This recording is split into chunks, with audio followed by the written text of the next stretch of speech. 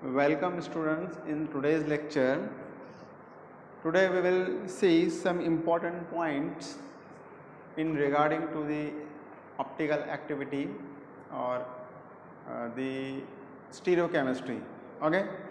Now in the last lecture we have seen that what we have seen stereo center or asymmetric carbon. Okay, or symmetric carbon, asymmetric carbon. We have taken three examples. Okay, lactic acid, 2-chlorobutane and glucose. Okay, in this molecule or in this compounds I have shown you the asymmetric carbon और stereo centre. और stereo centre कैसे होता है, उसके अंदर उसके conditions क्या है, स्टीरियो सेंटर और सिमेट्रिक कार्बन के डेफिनेशन क्या है वो मैंने आपको बताई है.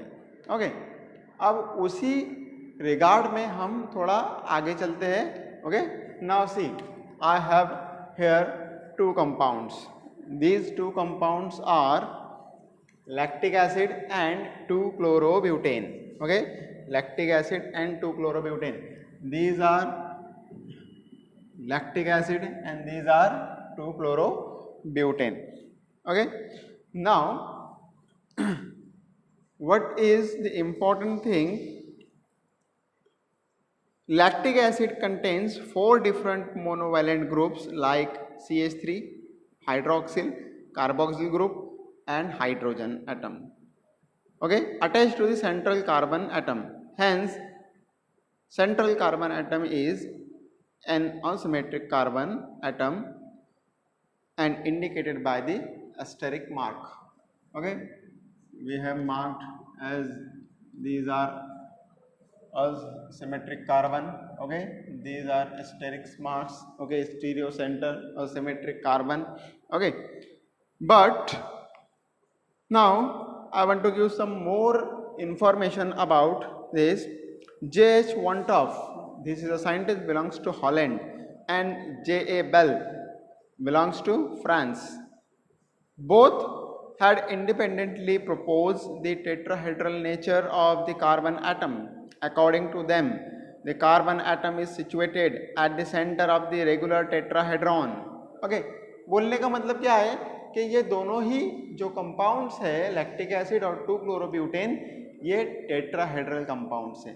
ओके, हमने हाइब्रिडाइजेशन में 11th क्लास में पढ़ चुका है, ज्योमेट्री के बारे में पढ़ चुके हैं हम, trigonal, bipyramidal, tetrahedral, okay, pentagonal, ये सब हम ज्योमेट्री पढ़ चुके हैं. Okay, all these are saturated compound and sp3 hybridized, so that's why they are tetrahedral.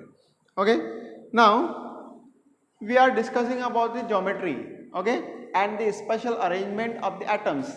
Okay, we are discussing about geometry and the special arrangement of the atoms in the compound. So we are discussing about the configuration.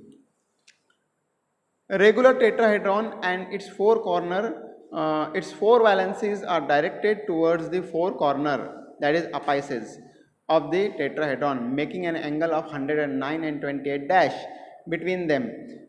Three-dimensional arrangement of atom in a molecule is known as its configuration. Okay, so this is the three-dimensional arrangement of 2-chlorobutane. ये 2-chlorobutane का configuration है. Okay, this diagram is the configurational diagram. Okay, it is showing the tetrahedral arrangement of 2-chlorobutane. Okay, this is the central carbon. Okay, hydrogen. Okay, chlorine.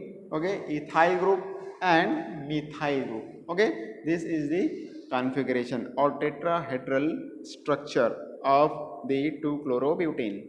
Okay, since the four valencies of the carbon atom are directed towards the four corner of the regular tetrahedron, two arrangements of group in the space about the asymmetric carbon is become possible.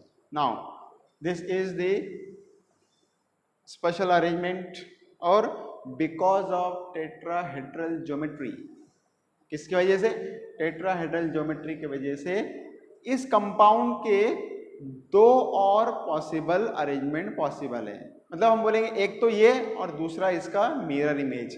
जैसे कि मैंने यहाँ पे Fisher projection draw किया है, okay, इस Fisher position में आप देख सकते हैं central carbon, hydrogen, chlorine, okay, CH3 chlorine right में है इसलिए प्लस आइसोमर, क्लोरीन लेफ्ट में है इसलिए नेगेटिव आइसोमर, ओके। तो ये 2 क्लोरोब्यूटेन है। इस 2 क्लोरोब्यूटेन को मैं मिरर के सामने रख देता हूँ। मिरर के सामने रखूंगा तो मिरर में इसकी इमेज बनेगी, ओके। मिरर में इमेज ऐसी बनेगी, क्लोरीन के सामने क्लोरीन दिखेगा, हाइड्रोजन के अपोजिट में हाइड्रोजन दिखेगा, ओके, CH3 ओके। तो ये मिरर इमेज जो है इसमें आपको दिख रहा है कि क्लोरीन कहाँ पर है, लेफ्ट साइड में है, लेकिन ओरिजिनल कंपाउंड में मिरर का क्लोरीन कहाँ पर है, राइट साइड में है। तो क्या हो गया, स्ट्रक्चर में डिफरेंस आ गया, okay.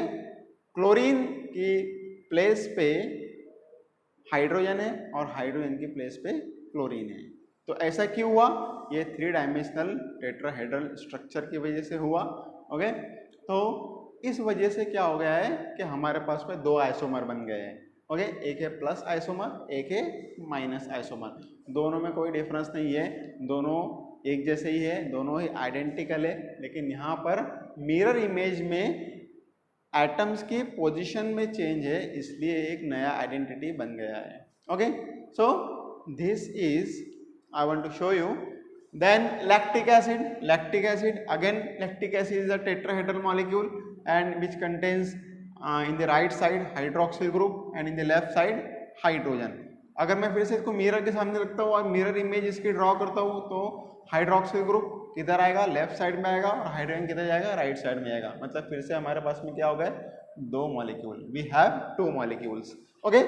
This is D lactic acid and this is L lactic acid, dextrolactic acid and levolactic acid, okay. Dextro 2 chlorobutane and levo 2 chlorobutane. और इसी तरह के कंपाउंड्स क्या करते हैं, स्टीरियोकेमिस्ट्री में पार्टिसिपेट करते हैं और ऑप्टिकल एक्टिविटी के फिनोमेना में पार्टिसिपेट करते हैं और ऑप्टिकल एक्टिविटी शो करते हैं। अब इसके पहले मैं आपको डेक्स्ट्रो लेवो कंपाउंड समझा चुका हूँ, कैसे बनते हैं वो भी समझा चुका हूँ, फिनोमेना क्या होता है ऑप्टिकल एक्टिविटी का वो भी बता चुका हूँ। Racemic mixture, racemic compound, racemic mixture I have explain you, okay. Now अब हम थोड़ा सा एडवांस में जाएंगे। Now listen, very very important thing, and if you focus here you will remember or you will get it forever, okay. Now what is the difference between the two compound? No difference, they are mirror images. But if this mirror image, अगर मैंने इस mirror image को इस तरह से उठा लिया और उसको मैंने ऐसे इस mirror image के ऊपर रख दिया तो क्या होगा कि ये क्लोरीन इस हाइड्रोजन के सामने आ जाएगा और ये हाइड्रोजन इस क्लोरीन के सामने आ जाएगा। इसका मतलब दोनों एक ही कंपाउंड है, दोनों मिरर इमेजेस है, लेकिन सुपर इम्पोजिबल नहीं है, ओके। जैसे कि अगर हम मिरर के सामने खड़े हो जाए तो हमारा एक हाथ हमारा राइट हैंड के ऊपर आता है, लेफ्ट हैंड के ऊपर आता है, okay. Right eyes left eyes बराबर अपने ही इमेज के ऊपर सुपर इम्पोज करती है, ओके। तो वैसा फिनोमेना यहाँ पर नहीं होगा, सुपर इम्पोजिशन यहाँ पर नहीं होगा। यहाँ पे दोनों ही इमेजेस एक ही कंपाउंड की है लेकिन नॉन सुपर इम्पोजिबल इमेजेस है। तो हम बोलेंगे द कंपाउंड्स और द इमेजेस और the molecules which are mirror images but not superimposable, okay. Mirror images but not superimposable is called as enantiomer,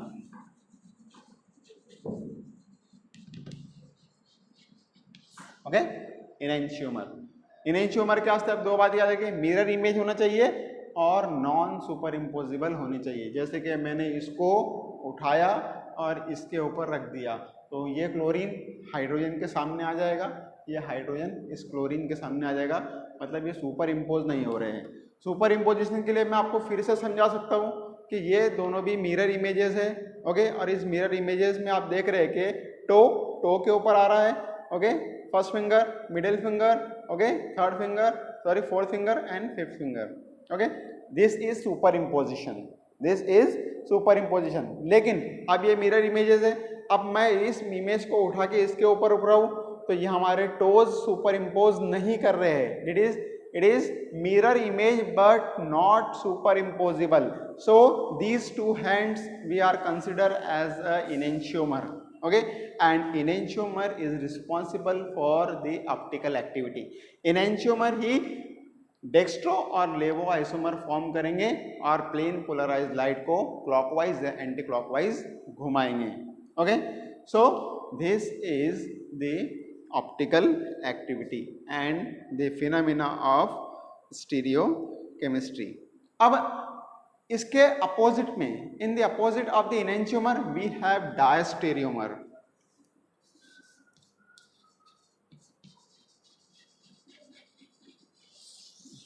डायस्टेरियोमर, okay.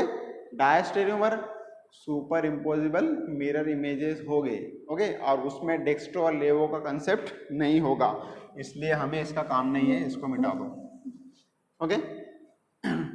डायस्टेरियोमर आप हायर क्लासेस में पढ़ेंगे, एनेंटियोमर भी आप हायर क्लासेस में पढ़ेंगे, ओके. तो these two examples of lactic acid and 2-chlorobutyne we have. This is important for your exam purpose and you can collect and you can enhance your knowledge in stereochemistry or in optical activity, okay.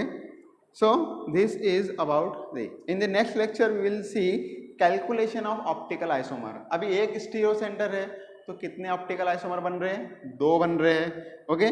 और अगर ये number बढ़ जाए तो कितने optical isomer बनेंगे, उसमें से कितने डेक्स्ट्रो होंगे, कितने लेवो होंगे, कितने स्टीरियो आइसोमर होंगे, कितने उसमें एनेंटियोमर होंगे, कितने उसमें डायस्टेरियोमर होंगे, हम ये नेक्स्ट लेक्चर में डिस्कस करेंगे, okay. And hope you have understood.